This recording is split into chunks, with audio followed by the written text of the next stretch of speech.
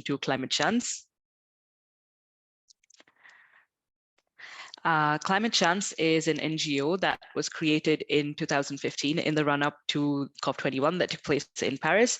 And Climate Chance brings together all of the actors involved in the implementation of the objectives of the international agenda on climate, biodiversity, and desertification, and also in keeping with the Sustainable Development Goals. And what is unique about us is that we're the only international association that aims to bring together all non-state actors in their diversity from across Europe and Africa, working on accelerating local action.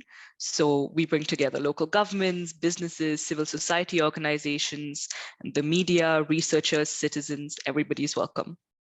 So this particular webinar is part of a two-part series that we've organized at Climate Chance on the issue of local adaptation in Europe.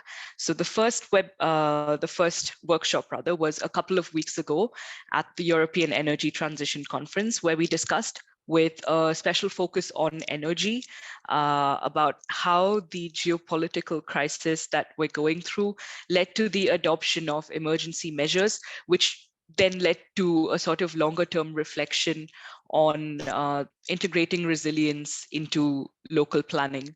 And we also tried to define what is meant by resilience, with the more classic definition being that the resilience is the ability of a system to withstand external disturbances and come back to its initial state, but also raising the question of, is this what we want? Is what do we define as the initial state?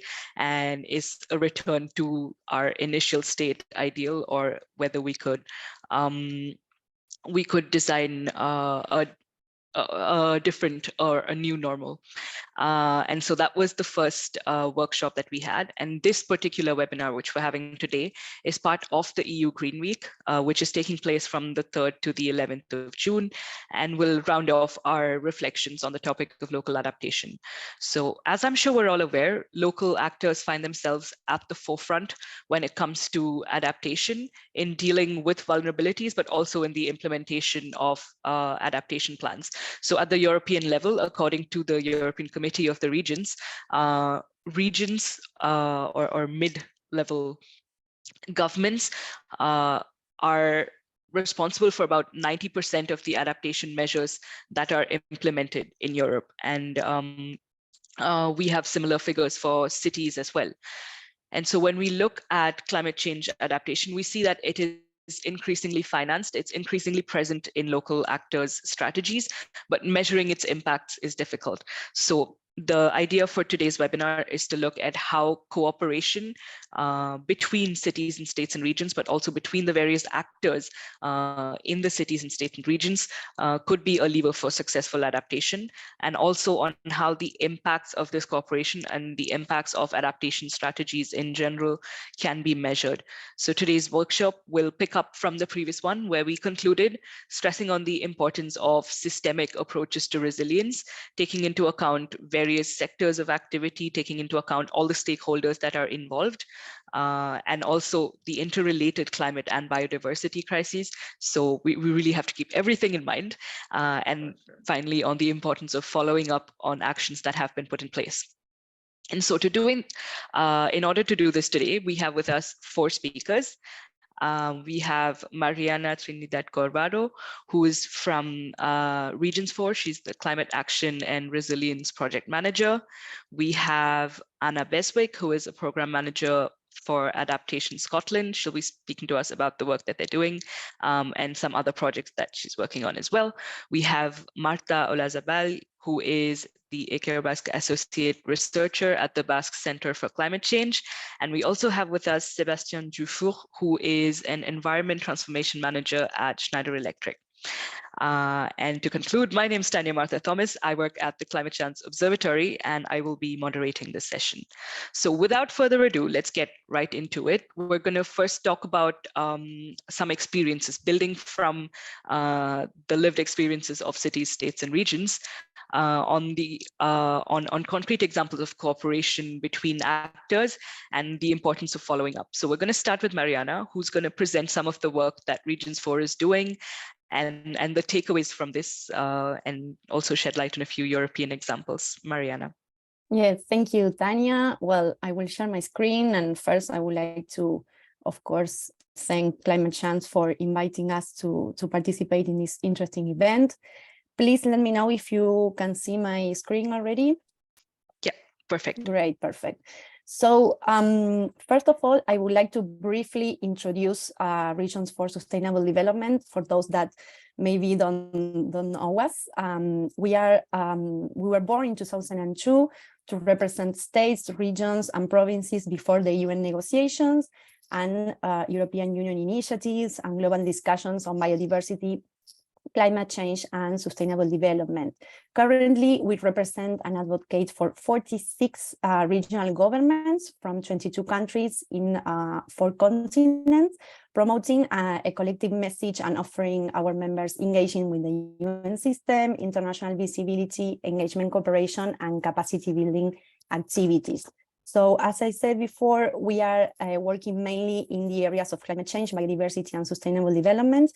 Today, I will just share the work we are carrying out within our climate change program with regard to how multi-stakeholders cooperation strengthens the implementation of the adaptation strategies, and how and why we need to measure the impact of these strategies, right? So in 2015, Region 4 created the initiative Regions Adapt. You may hear from this before. The idea was to raise the voice of regional governments on adaptation to climate change. This initiative continued growing throughout the years, and today it drives more than 70 regional governments from 28 countries to plan, take concrete actions, cooperate, and report efforts on the climate adaptation. So the Regions Adapt initiative focuses on facilitating access to the latest innovations, tools, and best practices, and the regional level through the work on resilience and adaptation. And it also fosters, of course, well, cooperation and contribution to the global processes. So when regions join Regions Adapt, this initiative, they also join automatically the high-level Climate Champions Initiative Race to Resilience, and they commit themselves to, first of all, assess climate change impacts in the regions through vulnerability assessment that include vulnerable communities. Then they also commit to plan, this is key, right, to prioritize and adopt ambitious plans or programs on climate adaptation. Then they also commit to act by implementing concrete actions on adaptation. And finally, last but not least, reporting, yes, annually on this progress. So quickly, I would like to share some of the outcomes of our last Regions Adapt report from last year for you to take notice of the importance of measuring and having some register, right? For example, some of the findings were that 93% of the disclosing regions, which were 32 in total, in 2021 have reported an increasing number of socioeconomic risks, around 100, due to climate change, which reflects the widespread impacts and awareness of current climate change to the society and economy. And in 2021 and 2022, 72% of these disclosing regions reporting having a climate adaptation plan, showing some progress compared to some years before, for example, 68% on 2020. So fortunately, reporting is increasing over the years. So let's go directly to, wait, this is not working. Wait. Oh, I guess, no. Sorry, I have to go back. Are you seeing my screen already? Yep, we can still see it. Oh, okay, great. But in a display way? It's not yet in full screen. Wait, give me a second.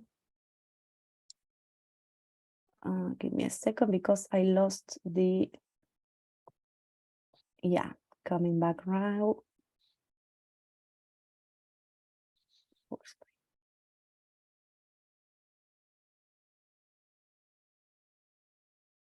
So yeah, can you see it right again, right?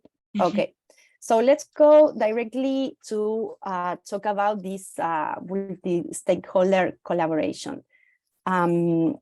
So this is the slide. Give me a second, because I think I lost some. Yes, here we are.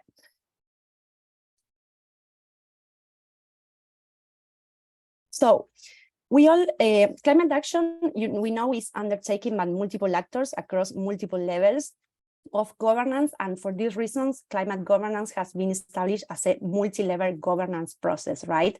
But we have to ask ourselves, to what extent this multi-level governance delivering climate resilience outputs? And what are the challenges that multi-level governance brings, and how can subnational governments deal with and further address these challenges? So I'm gonna give some examples, but we invite you to check on a report we released some years ago regarding climate change adaptation in a multi-level governance context, a perspective from some national governments, which explains this multi-level governance of climate adaptation action, focusing on the policies and processes that some national governments are undertaking. And also it outlines the main findings of a survey of 33 subnational governments, so you will have more examples there.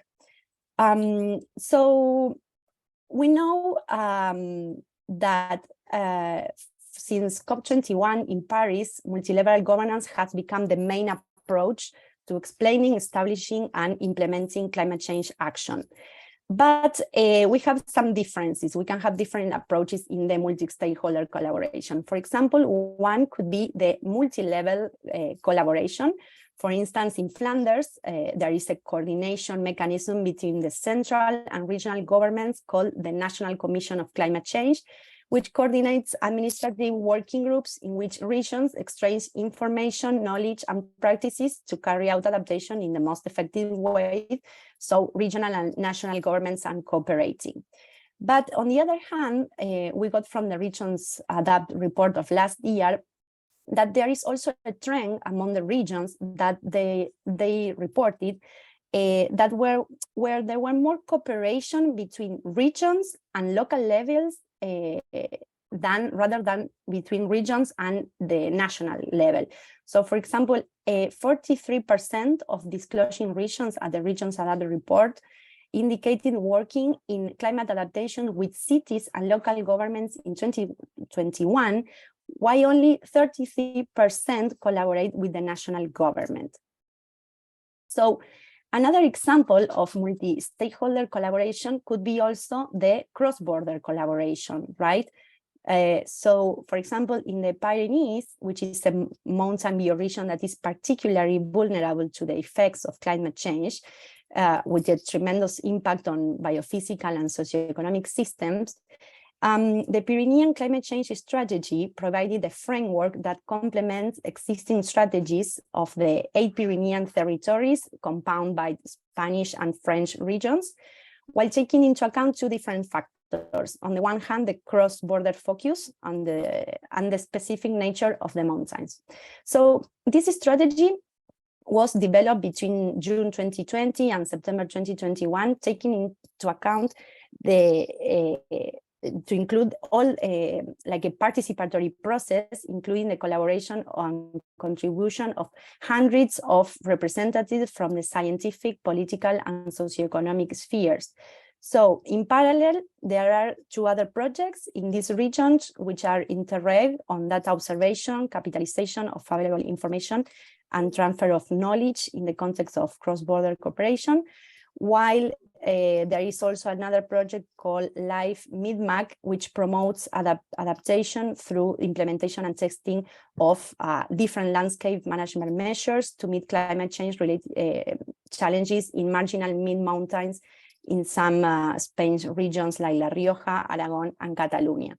So here it's like you have some examples of multi-stakeholder collaboration at the local level, the multi-level governance, and also cross-border. So then moving when it comes to talk about the importance of the evaluation, right, and monitoring of adaptation strategies, we got from the report some findings, some interesting findings as well. For example, in recent years, we know that some funding and initiatives for climate change adaptation have grown exponentially, making monitoring and evaluation of adaptation progress increasingly important. On the other hand, we all know that despite this importance, there is also a marked absence of indicators or ways to measure adaptation implementation in contrast to mitigation, right? Like there is no such equivalent for adaptation, and its metrics is quite complex, right? Needing to combine both qualitative and quantitative metrics and acknowledge the interactions with development and also sustainability indicators. So regarding progress in monitoring and evaluation processes for adaptation, we found out that there are still great differences among regions. For example, all European, Canadian, Australian regions report having monitoring or evaluation processes for their adaptation plans, but it is the case for only 3 out of 11 Latin American regions, and no African regions reported yet. So here we also see the differences between like developed and developing regions, right? And then, if I already have time, I would like to share some of the outcomes of the Regions Adapt Community of Practice we held last year regarding measuring progress on adaptation, which could be also interesting to you.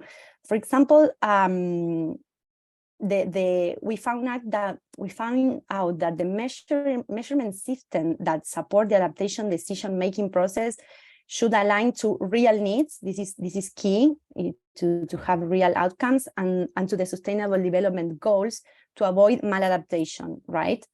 Also, adaptation indicators should be context-specific, count on historical data and easily access to this data, have regular revisions, and take into account all stakeholders, particularly the vulnerable groups. And they should also be easily to interpret and focus on assessing the effects of adaptation actions and not only its processes. We also found out that vulnerability and risk data should be used to inform policy making and prioritizations actions. I guess Marta then gonna tell you more about this. And then we also conclude that when preparing for an adaptation measuring, we should map relevant stakeholders and set up of a system for continuous collaboration with these stakeholders in the adaptation process.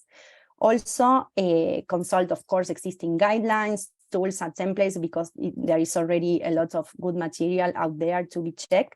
And finally, to monitor and evaluate, we should use practical approaches to assess progress that can be elaborated and make more complex over time. For instance, transitioning from qualitative assessment based on scoreboards or checklists to assessment of output indicators to evaluation of outcomes. Let's say this will be transitioning from measuring processes to measuring effects. So just for give you an interesting example, and I will... Mariana, I'm really sorry, but I think we have to wind up in a minute or two. Yes, just this is the last one, no worries. Just I wanted to share with you an interesting example of the Catalan strategy of adaptation to climate change, because they set up this strategy, and they set up in 2014 29 indicators. They established these ones to aim of evaluating whether adaptation actions have contributed in decreasing vulnerability. Then in 2018, they improved these indicators. They actually created more. They have 942 indicators.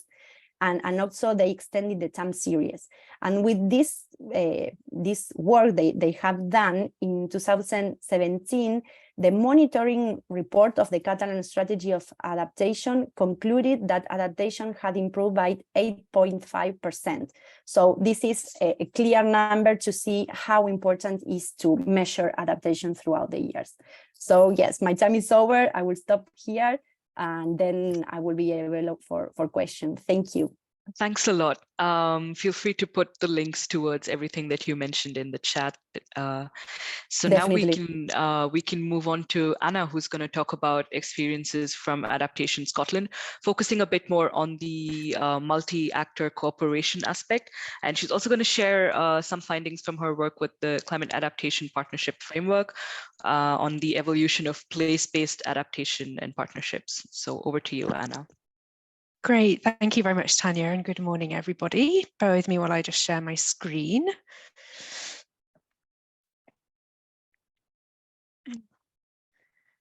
Okay, fantastic.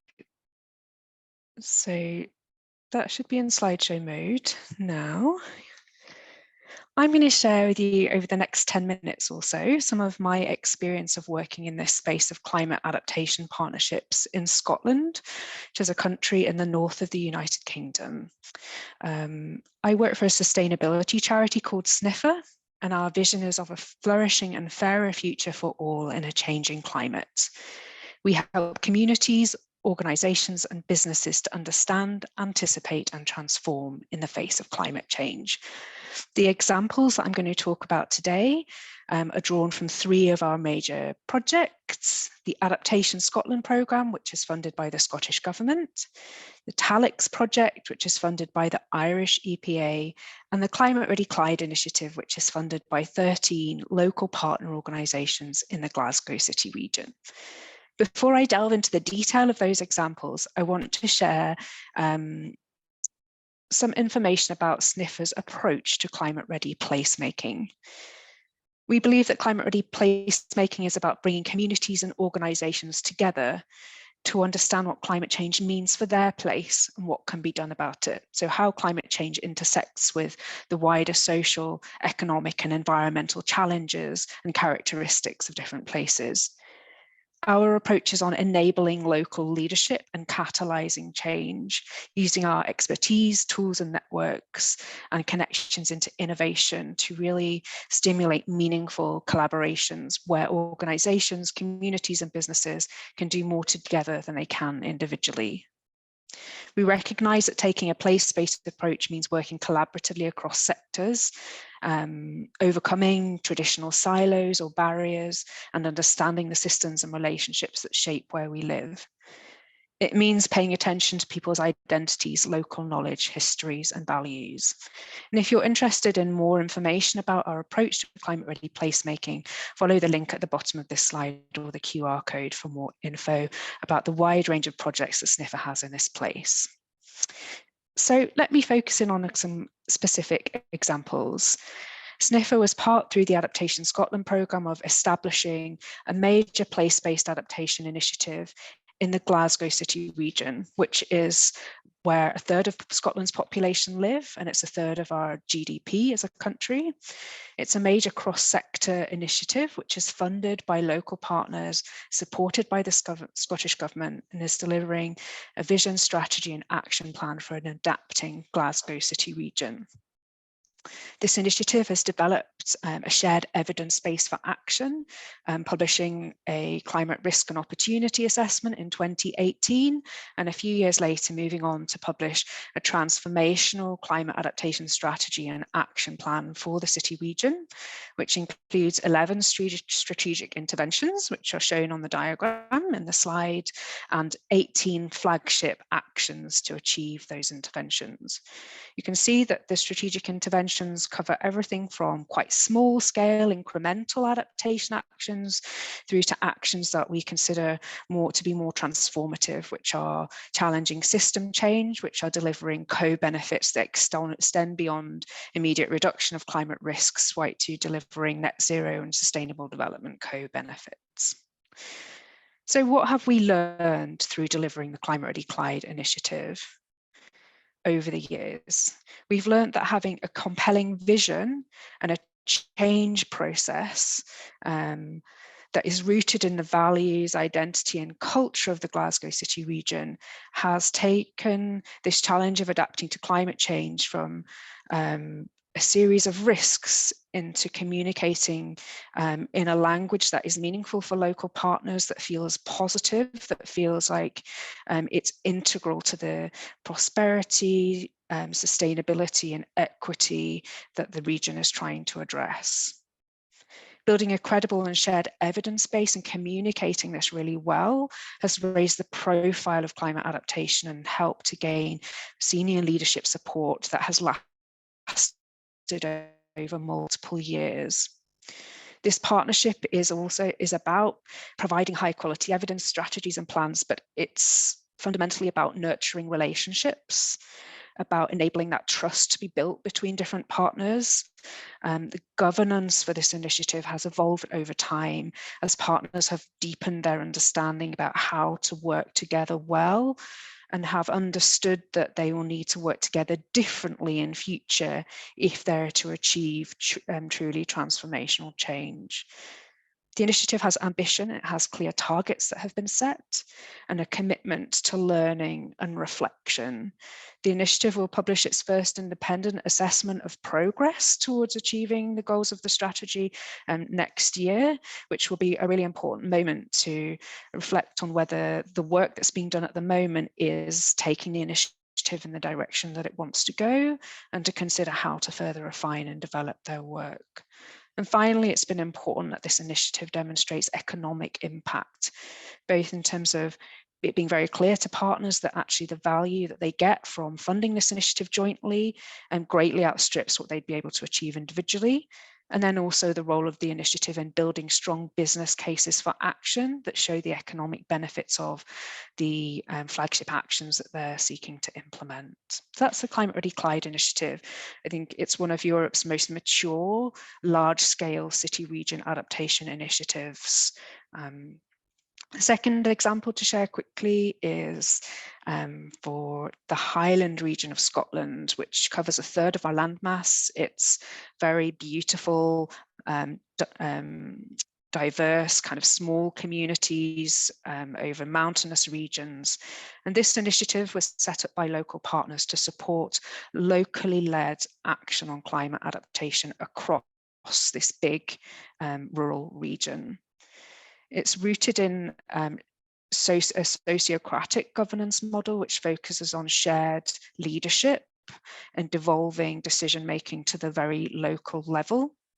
The values and principles of this initiative are rooted in climate justice, locally led, and ensuring that the funding partners are not the ones that make all of the decisions, that we equally value diverse voices, organizations, sectors that would never be able to fund climate adaptation in this region have an equal stake and an equal say in what happens.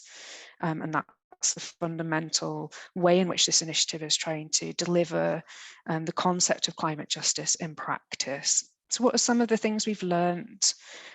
In establishing the Highland Adapts initiative, it was important to co-develop the business case for change, for partners to collectively think about why this initiative would add value, why it was needed, why should they transition from business as usual towards working together, enable them to identify their shared priority, to collectively discuss their shared values in delivering this initiative, to build consensus and to foster innovation. This initiative is about 2 years old. It's underway now, and we expect it to have significant impact in the years ahead. And we'd love to hear from all of your experiences of pioneering these kind of approaches in large rural areas. So, as Tanya mentioned when she introduced me, I have this dual set of interests, one on fostering local level adaptation initiatives such as Climate Ready Clyde and Highland Adapts, and secondly on understanding the attributes of these initiatives. How can we develop really impactful locally led adaptation initiatives? And with partners on the island of Ireland, we developed an adaptation partnerships framework that looks at how these initiatives develop and mature over time. We worked with around 40 different organisations to develop this framework, drawing on learning from similar initiatives across the UK and Ireland. I'm very briefly going to share these 4 key attributes, and then I'll wind up. So leadership is crucial to getting these initiatives off the ground, sustaining them over the long term. The aspect I pulled out here today is about authentic and heartfelt leadership. For all of those who are delivering really effective and impactful adaptation initiatives across cities, regions, and islands, it's not about the day job. It has to go beyond that. It's driven by a passion and a purpose that goes beyond receiving a paycheck. And that was true for all of the most impactful adaptation initiatives that we spoke to through developing this framework. Evidence was a really key attribute. And here I want to stress the importance of valuing local knowledge and lived experience alongside the scientific evidence base. I think in the UK and perhaps in Europe as a whole, we have greatly developed our ability to understand the science and the data and the evidence, but we are much further behind when it comes to really understanding how these impacts are actually affecting diverse people groups, and to using that impact to ground truth and reality check what we prioritize on climate adaptation. So doing that is key to climate justice, and it's key to stimulating transformational action. Thirdly, the third attribute is around partnership building, acknowledging that delivering impactful climate action requires addressing conflict well. It requires acknowledging that it won't be plain sailing, won't be easy. How do we create a healthy culture where diverse views are respected and heard, and where decisions can be made and impacted? And finally, around resourcing, recognizing the cost, personal, financial, that it takes to deliver these initiatives, and developing innovative ways of funding and financing these initiatives, ensuring that the economic case is front and centre as we seek to pioneer these across Scotland, in this case across the UK and Ireland. So I'll finish there, and thank you for the opportunity to speak with you all, and I look forward to the discussion. Thanks a lot, Anna. Super interesting across all the aspects that you mentioned, and especially on funding. I think this is something that all of the speakers had mentioned in the preparatory calls that we had before, but I feel we might need to have an entire session dedicated to that. So perhaps today is not the time to talk about that. But now that we could maybe head more into the monitoring and evaluation topic and look concretely at indicators and metrics. So I'd like to hand the floor to Marta for 10 minutes to talk about the challenges and benefits of measuring adaptation needs, actions, as well as impacts, and the current state of indicators and metrics. Thank you very much, Tania. I will share my screen now. And I hope that everything is good. Yeah, all good. Okay, so it was great that 2 presentations earlier have provided great foundation for my presentation now. But I'm going to zoom out a little bit, and I would like to speak about adaptation evaluation, adaptation measurement, and the fact that the question on how to measure adaptation is not new. In fact, it has over 20 years. It started in the beginning of 20 years ago, when we were trying to focus on adaptation needs, on how to know if certain adaptation needs were happening and how to address them. Then, a little bit later, we were focusing on how to measure, how to evaluate existing adaptation actions. If we were trying to account the many actions towards adaptation. And later, from the, sorry, there are so many things on that I cannot see well, yes, now. And then later, after the Paris Agreement, it is when we have started to focus on metrics, on indicators, to evaluate collective adaptation progress. In this sense, now I would like to highlight some important reasons on why to assess adaptation. Some of these reasons have been mentioned in the two presentations earlier, well, in a little bit more detail, why adaptation should be assessed? Well, on the first hand, we could assess adaptation needs and its dynamics and evolution in order to understand what are the vulnerabilities and risks, and what are the most appropriate adaptation actions that we should deliver. On the other hand, it's a good way to provide accountability of actions, as we've been mentioning earlier also. It's also a good way to measure and assess efficiency of adaptation efforts, but not only measuring how effective or how efficient we are in allocating resources to adapt, but also on the evaluation of effectiveness of adaptation actions or inactions. This is, for example, if we are really targeting what we wanted originally, and also if we have decided not to act, if this has been effective or not.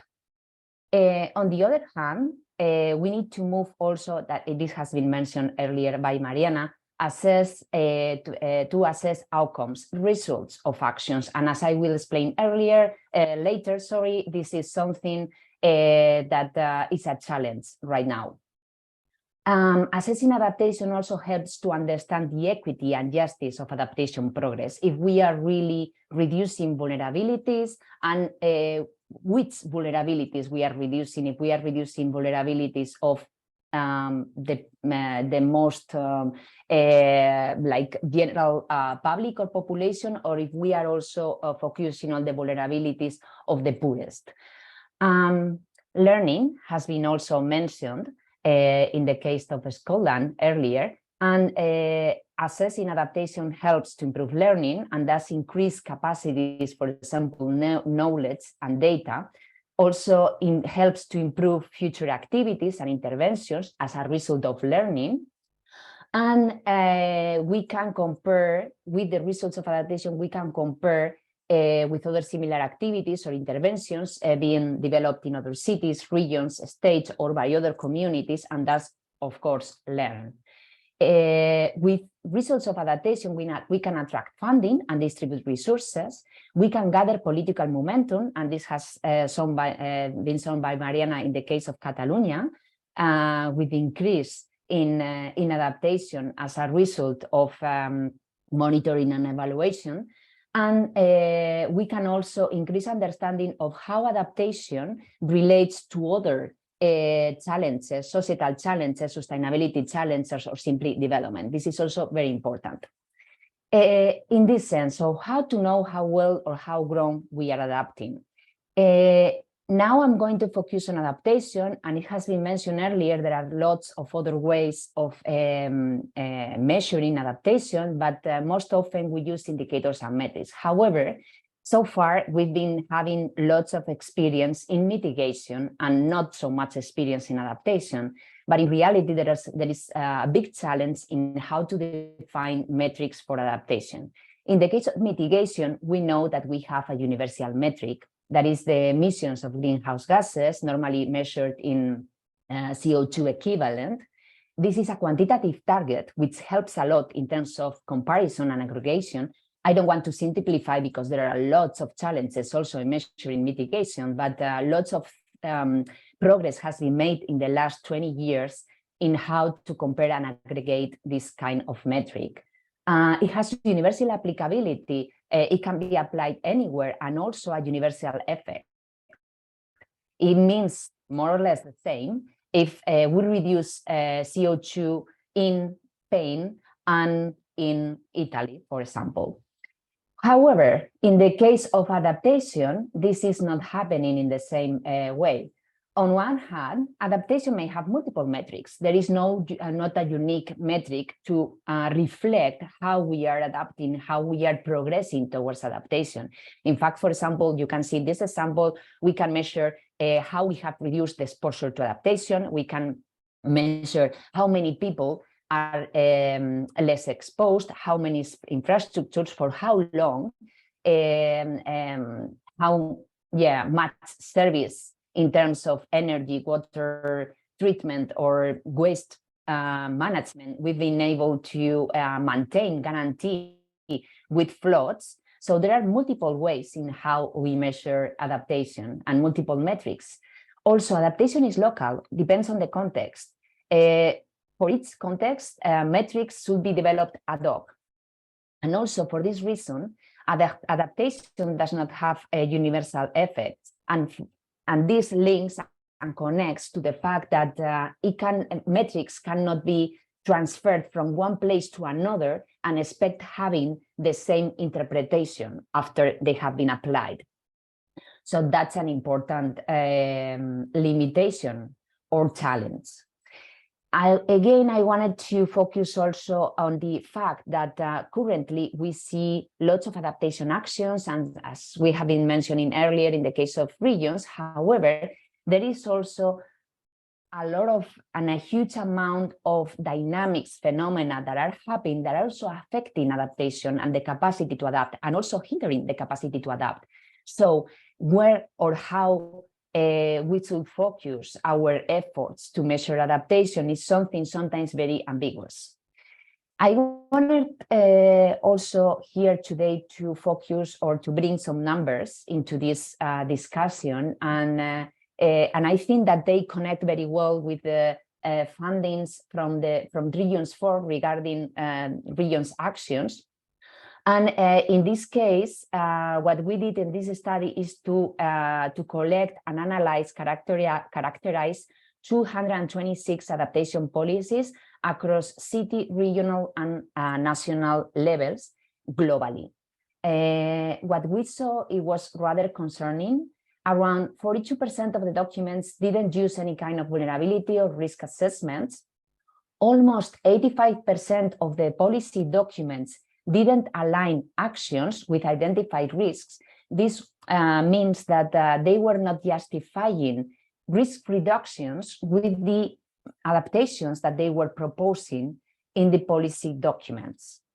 Almost 80% didn't include socioeconomic projections in the diagnosis, and also to propose certain adaptations. Adaptations were normally addressing or considering current vulnerabilities instead of also including future vulnerabilities and risks.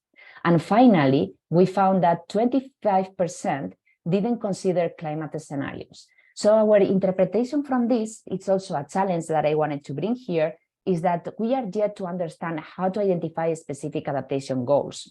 This study was made with policy documents collected during 2019, but still, I think that it has, or is very timely, and these results haven't changed much the picture that we have right now in terms of public policy. With the idea of that we don't know how to identify specific adaptation goals, is that we find so ambiguous the definition of adaptation, so many things that may have an influence on the capacity to adapt, as I've mentioned earlier, that is very difficult to establish either qualitative or quantitative goals that we are really going to address through adaptation actions. And this means that it's also very difficult to understand how operatively we are going to address the monitoring and evaluation needs, and how to design all these systems. Also as an evidence of the challenge of this enterprise, I wanted to also to bring these figures that might also provide some arguments on how public policies are being drafted right now. As you can see here, there are, well, this is an assessment of the credibility of almost 60 adaptation plans at the local level in large cities worldwide. And we, in a very simple way to explain, we were trying to assess the quality of those policy reports more profoundly. So we found out that, let me take the laser pointer. So in terms of funding that we also mentioned earlier, in terms of prioritization, timing, in terms of assigned responsibilities, there are many weaknesses. Many policies didn't address enough resources in plan creation in order to address these elements. Another concern was the part of legislation and regulatory nature. Most of the policy reports are recommendations rather than compulsory or do not have a regulatory nature, which means that they have less credibility. Also, there was an important area that we didn't see that it was very fairly addressed, which was related to equity and justice. In this sense, for example, we saw a lack of understanding of adaptation beneficiaries and a lack of participation of vulnerable groups in plan decision making. But what I wanted to mainly talk about is the lack of efforts in defining monitoring, evaluation, and reporting and learning systems that we saw they were like really lacking detail in terms of assigning responsible parties, in terms of assigning, and instead of assigning or defining indicators and metrics. In fact, we developed another study looking specifically into indicators and metrics being defined in these plans. We found that from the 59 plans that I was describing earlier, only 46 mentioned monitoring, evaluation, reporting, and learning systems mentioned. This is that they had a specific section where they were describing the importance of monitoring and evaluation. However, from these 46, only 11 listed specific indicators and metrics. When we were, and what we did here was to analyze and characterize all these metrics and indicators to see the nature of and the types of these metrics. One of the most important outputs of this or results of this study was that almost 90% of the metrics that they were describing were related to outputs. This means that, for example, they were looking into direct results of the adaptation actions instead of trying to look into the impacts and outcomes of these adaptation actions. As an example of this, for example, we can see an action that can be proposed in a local adaptation plan, an urban park. What we normally assess and measure, and this is easier, is process types of indicators and metrics.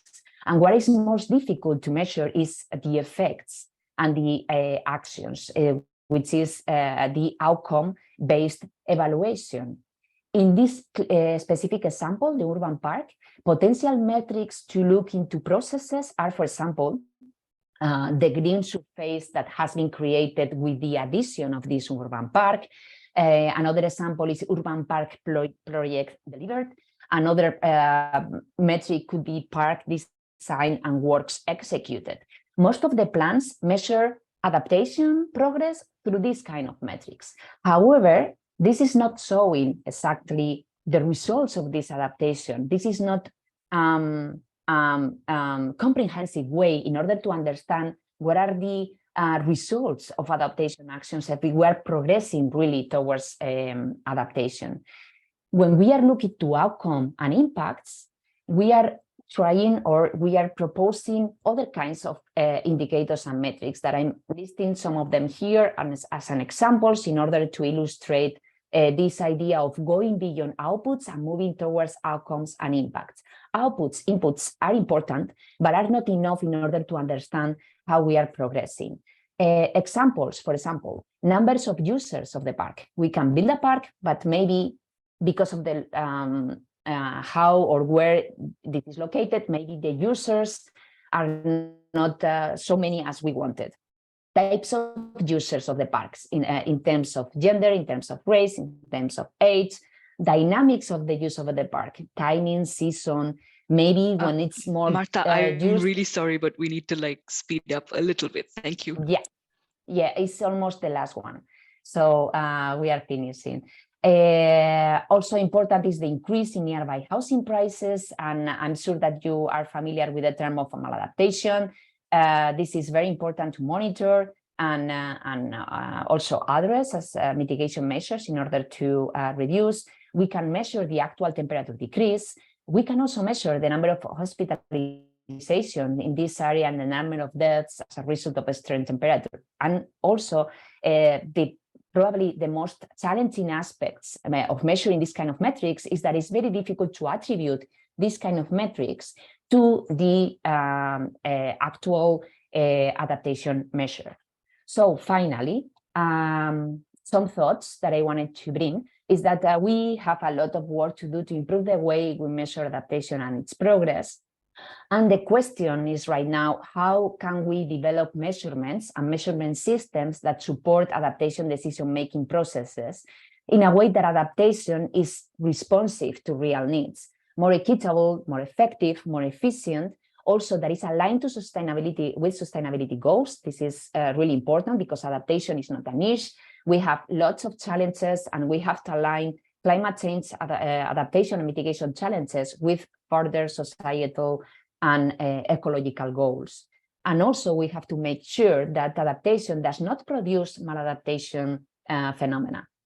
In this mission, I believe that science, policy, and practice are going hand by hand. I don't think that we are advising too much in science, and this is not being reflected in policy, and the other way around. I think that it is necessary to promote systems to knowledge transfer, for capacity building, and also collaboration are key in this enterprise. So that's all on my side. Thank you very much.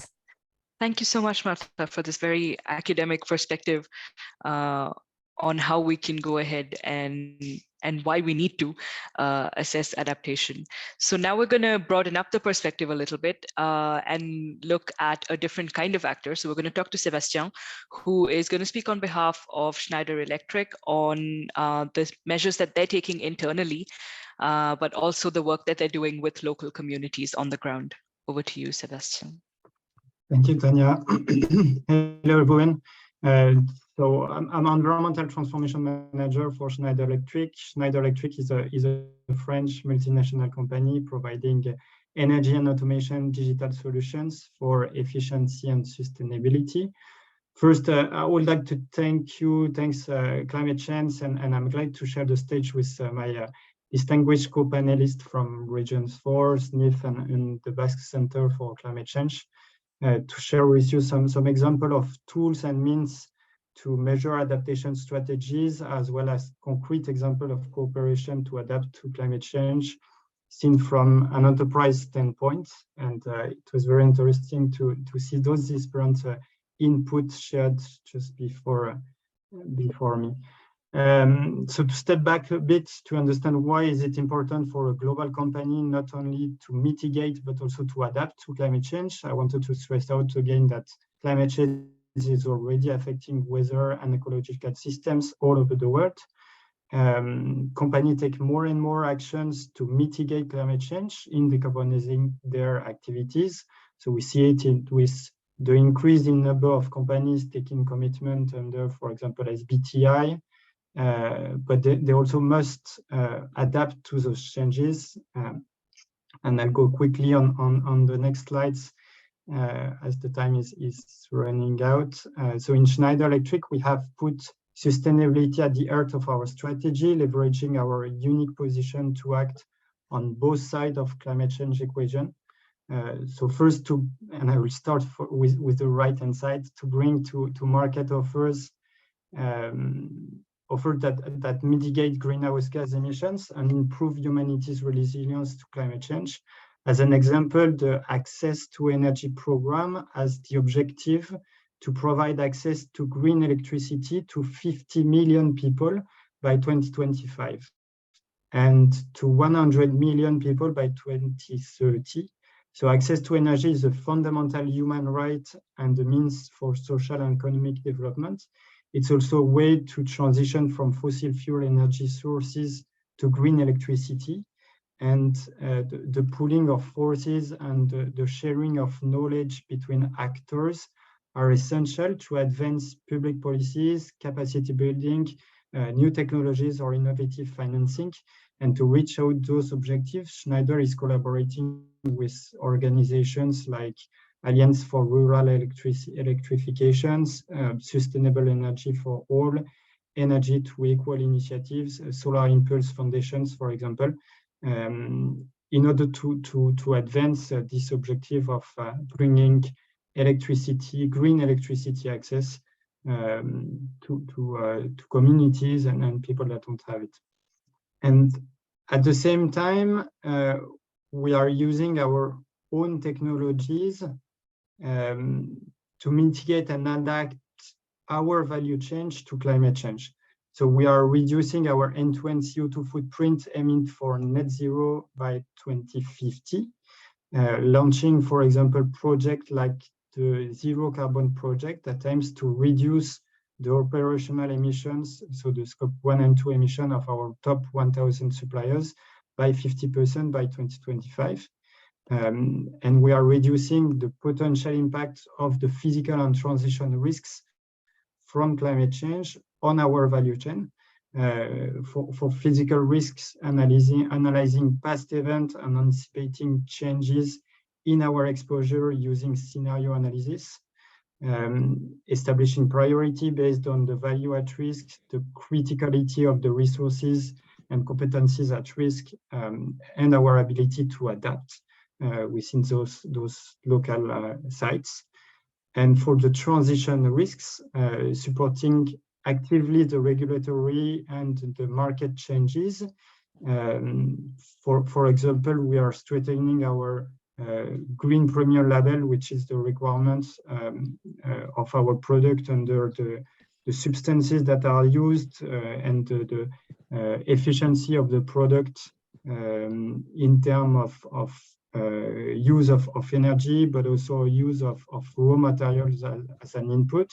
And that's a way for us to adapt to a world where those raw materials will not longer be as accessible than they were, and where energy is also a scarce resource that we try to save. Energy and water are scarce resource that we reduce the use from our products. Finally, we're accelerating on the deployment of circular business models in product, services, procurement, and partnership. And we empower and train our employees to build a strong company culture in order to make sure that at every level of the company, we are driving those changes. In terms of measurements, because it's what we are talking about today, concrete action from 2021 to 2025 period are monitored and shared transparently in Schneider Sustainability Impact and Essentials. Those are two scorecards that are updated once. Sustainability Impact is updated every quarter externally, and Sustainability Essential every year. They are overseen by various dedicated committees up to the board of the director of the company. And it helps us to support our 6 long-term commitments. That's the development of our sustainable strategy for the company. So this strategy covers climate positive world by continuously investing in and developing innovative solutions that deliver immediate and lasting decarbonization in line with our net zero commitments. Secondly, to be efficient with resources by behaving responsibly and making the most of digital technology to preserve our planet. Thirdly, to live up to our principle of trust. Fourth, to create equal opportunities by ensuring all employees are uniquely valued and work in an inclusive environment to develop and contribute their best. Then harness the power of all generations by fostering learning, upskilling, and development for each generation. And finally, empower local communities by promoting local initiatives and enabling individuals and partners to make sustainability a reality for all. So to monitor our progress toward the 6 long-term commitments that we take as a company, we have defined those 2 scorecards. So one is called Schneider Sustainability Impact with 12 indicators on which we report every quarter, and 25 essential programs on which we provide a status update externally every year. So this is the sustainability impact. Those are the 12 indicators. I'll not go through all those indicators. Those are external information, so it can be found on the web, and the status of those indicators, the progress that we are doing toward those different indicators that covers both mitigation and adaptation is available is updated every quarter. Those scorecards are supporting the UN SDG goals, so Sustainable Development Goals, and help to translate the strategy of the company to adapt our value chain to physical climate risk and to transition toward a low carbon economy. What I wanted to stress out here is also that in order to be adopted by everyone in the company, those indicators are also used as criterion in the annual variable compensation of the corporate officer and of more than 64,000 employees. So the success that we have in running out those indicators and those actions is impacting the bonus of more than 64,000 employees of the company that have variable compensation into their contract.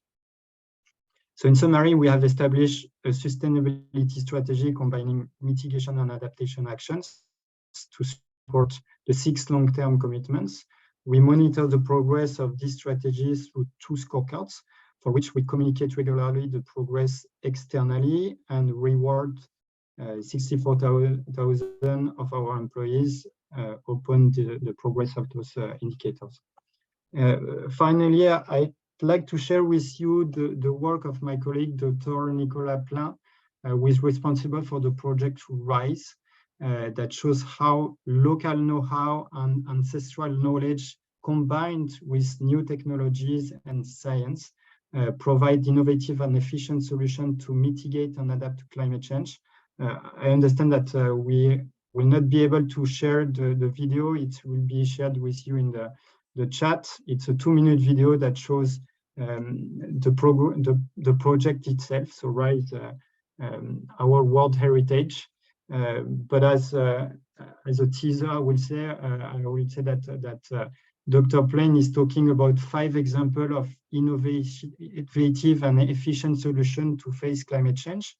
One of those solutions is in the Borana in north of Kenya, one of the few pastoral communities in the world, and have found a solution to adapt to desertifications in their areas. The Borana are no longer able to feed their herds of cows due to the increased intensity and frequency of drought as a consequence of climate change. So they decided to switch to camel farming instead of cows and to build electricity microgrids.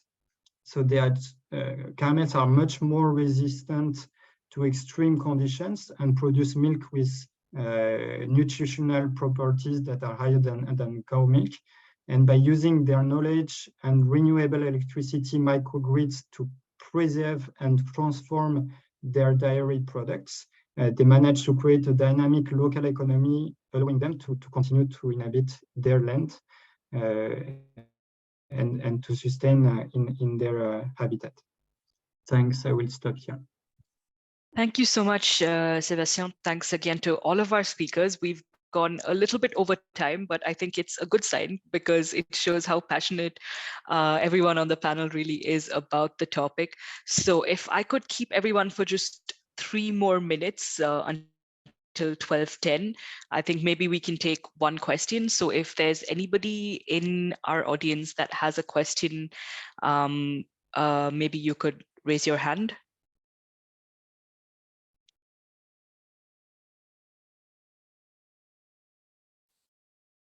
Do we have any questions or even comments or experiences that you would like to share that ties in with what we were discussing today?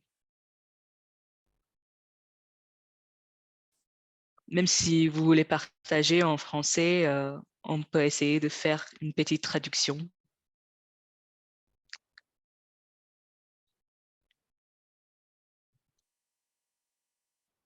All right, then, in which case, I guess we can finish relatively closer to the time that we meant to. And so once again, thank you to all of our speakers, and we will be sharing all of the presentations and the links that were shared in the chat with all of the participants. So stay tuned for that, and we'll also share the recording from today. In the meanwhile, please feel free to reach out in case you have any specific questions to keep the discussion going. And I'd also like to finish by directing you to discover the Climate Change Observatory's publications as well, such as our Global Synthesis Report on Local Climate Action, which has also dealt with the topic of local adaptation. And we'll put the link in the chat, but also in the follow-up mail that we send you. Thanks again to everyone, and see you next time. Thank you. Thank you, everyone. Bye. Thank you. Tanya, do you want to try and do a photo? Goodbye. Oh yeah. So if everybody has a few more seconds and you can all turn on your cameras, we can try and take a group photo. Yeah, thank you.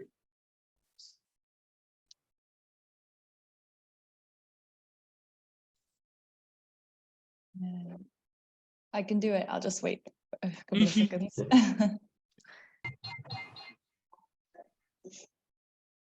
Everybody turn on your cameras and say cheese. Wow. Yes. So many faces. Yeah.